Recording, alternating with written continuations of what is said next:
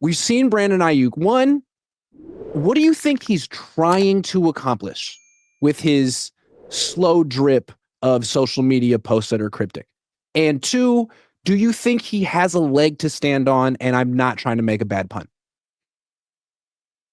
I mean, what he's trying to accomplish, I feel like he's bored and just wants to play football. And so he's just letting his frustrations out. I think what's happened is he's sat back all offseason. And this is why I think he does have a leg to stand on. Although I also think he's lashing out a little too much, a little too late into the offseason. Brandon Aiyuk has heard all offseason. Early on, it started with the 49ers not denying trade rumors, not trying to put those to bed. Basically like, yeah, no, we're open for business on Brandon Aiyuk, knowing that you had no shot at trading him. Then as the season wears on and he is further and further from the minds of 49er fans as far as a capable, healthy football player, reality starts to set in that he's making big time money this upcoming season. And 49er fans start to think that he's a bit overpaid. And so they start voicing their opinions and, oh, that we shouldn't have paid him. And he's, way too much money and he really wasn't that good. And we start rewriting history and he hears all of that. So yeah, I think he does have a leg to stand on, but it also doesn't mean that he should be lashing out at this time. Like maybe early in the offseason when those things were happening, sure, I guess. But the only thing he can do right now to rectify any situation or to prove people wrong, it's not going to come through words. It's going to come through his play on the field. And he has to get healthy. He has to be ready to go whenever that is. And when he comes back, unfortunately, because he got paid, he's going to be expected to be that guy right away. And every game that he's not, fair or not, he's going to be scrutinized. And by doing what he's doing now, he's only adding heat to that fire of the fan base if he doesn't perform at a high level. So that's what I would say about Brandon Aiyuk. PrizePicks will give you $50 when you play your first $5 lineup. Win or lose, you'll get $50 for playing. Use promo code Cohn, COHN, and download the app now. Who wants to go next? Don't matter. I can go. I don't think what Brandon Aiyuk's doing right now is much of anything, honestly. I think he's probably he's a socially awkward guy, right? You notice it in the press conferences. I think you see it on social media. He's just a little socially awkward. I don't really think he's trying to accomplish anything. I think he's just kind of like Jessie said, he's bored, nothing to do. He's just tweeting out his thoughts and probably shouldn't because it gets analyzed because he is a famous wide receiver for the 49ers and he does have a history of saying things he probably shouldn't say on social media. But I think the most recent thing that he put out there really it's not much, man. He's just probably bored and just what do they call it? The diary of the mouth? Well, it's diary of the fingertips, right? Like he's just saying things. I don't really think he's trying to accomplish anything. I just think he's out just saying stuff. I know that's not very interesting, but I really think that. It's honest. What do you think, Coach? In certain ways, I do think that there's a reason for him to do this. I don't think that he will put stuff out there in the public if he didn't have some type of desired effect. I don't think this is for the fans. I do think that this is for people who know to go look for this stuff. It's not missed upon me that it was in like a really weird kind of cut on social media. It wasn't on Twitter. It wasn't on social media it wasn't on Instagram where most of its stuff is like, it could be like up front and seen. This was kind of like on his YouTube channel and like the comment section, like the post section, which is kind of like, for me, is like, I want to say this, but I don't, I want to say this so bad that there's kind of like a soft way that I got to put this out. Meaning like, all right, if he wanted to say this with his chest, he would have put this on Instagram. You know what I'm saying? Yeah, he kind of like murmured this out, right? And on the low, I think that Brandon Aiyuk has an issue. He can't not say things because for this, when I read the tweet or the post, whatever it is, it was very descriptive. You know what I mean? Like, and it would have been something that if it was on Twitter or if it was on Instagram, This would have been on NFL Network. This would have been on ESPN, honestly, for him to be saying like, yo, like I was laid up, laying in the bed, couldn't like peeing in a cup, like, you know what I'm saying? One band, one sound, like everything, bro. He was going in.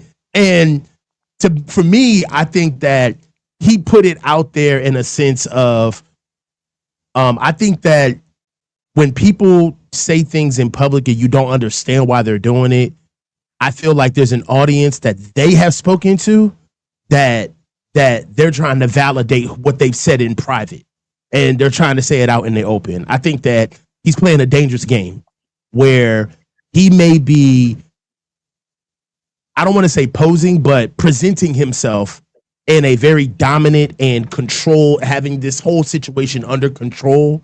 And I think that in certain ways he wants to express that to people who he's talking to behind closed doors, which in a way, you're kind of putting a battery in your own back. Like you shouldn't be really talking about this stuff. And if you really look at it, the tone of it, and I'm gonna wrap it up, but the tone of it for me was kind of like tongue in cheek. Like thought it was like they up here, I'm up here laid up, can't even walk, peeing out of a cup, and they trying to trade me. Almost like he clowned his own organization. Like, you guys are dummies. Like, who's going to trade for me while I'm laid up in this condition? So for me, it was a little disloyal. I think that he put this out there again because he was talking to somebody about this and like letting the organization know, like, you can't even get in the club. How you going to hate from outside? Like, how are you going to try to do all of these best laid plans and you trying to move me when I don't even have like the most value? So I don't know why he said it, but it wasn't positive. You know what I mean? Like, for what it was, the net was he was trying to show up the organization. Like, you don't know what you're doing.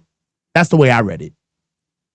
I think it's pretty clear that Aiyuk felt insulted during the contract negotiation period. I think a lot of players did. I think he felt particularly insulted.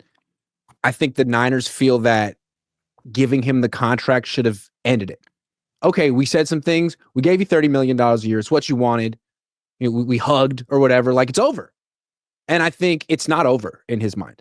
And I think that's the issue. Like, whose side do you take? Like, the team side, like, we gave you the money, shut up? Or the player side, like, nah, I mean, I'm a person. You insulted me, and you don't get to just throw money in my face and act like the situation goes away. I think it's interesting. Most Niner fans, or a lot of Niner fans, are San Francisco Giants fans. And the Giants just got Rafael Devers. Why did the Giants get Rafael Devers? Because the Red Sox ruined their relationship with him. They gave him $30 million a year, like last year. And then this offseason to play third base. And then this offseason they signed Alex Bregman to play third base. And they didn't say anything to him about it. He's like, the hell's going on? They're like, oh, don't worry about it. You just play DH. And he's like, well, you didn't ask me. And from their perspective, like, we don't need to ask you. We paid you. Just do what we freaking say. And then midway through the season, they're like, oh, by the way, you're playing first base. And he's like, no, I'm not. So they trade him and they paint him as this guy who's like a bad teammate. And he's like all about himself. And it's like, I can kind of see, like, Giants fans see it from Devers' perspective. Like, no, the Red Sox didn't treat him well. And we came up and we know how to treat him. And he's going to play first base for us because we're respectful. Is that not the same exact situation that Brandon Aiyuk's in? Like, if you decided you want to pay this guy $30 million a year, then guess what? You got to kiss his ass. You have to. Or don't sign him. You can't just throw money at him and be like, all right, Brandon, we're going to treat you like everyone else now. It's not going to happen. And that's what that whole Shorts thing was about. He needs to feel special. And they won't let him feel special. And they won't like really bend the knee to Brandon and be like, all that stuff we said, we were freaking wrong. You're the best. You're Justin Jefferson. I don't know. I mean, it seems like you either tell him what he wants to hear or you trade him. And I think that's where the Red Sox were. I don't know. Was that a good 1-to-1? I tried to bring in baseball. Maybe that was a little clumsy. I don't know how I did. A little bit of it to me is like the Tom Brady effect, where nobody really got paid on the Patriots because Tom kept taking pay cuts, right? He kept taking team-friendly deals. And it's almost like Bill Belichick going in on Tom Brady in team meetings where everybody's like, well, if Tom can get it, everybody else is a fair game. And I think that's where Brandon Aiyuk is going to run up against an issue. Brock Purdy just got paid, and he's towing the line. And that's the new, you're a receiver, bro. That's the new standard. It's how much Brock gets away with. It's how comfortable Brock is. And if Brock It's all the special treatment that Debo got for years. But that's the thing. BA, I know that BA, he doesn't want to hear this, but it's a pivot, man. Sometimes things pivot on you. Perfect analogy, bro. Like, Then trade him. I mowed the lawn with a push mower for years.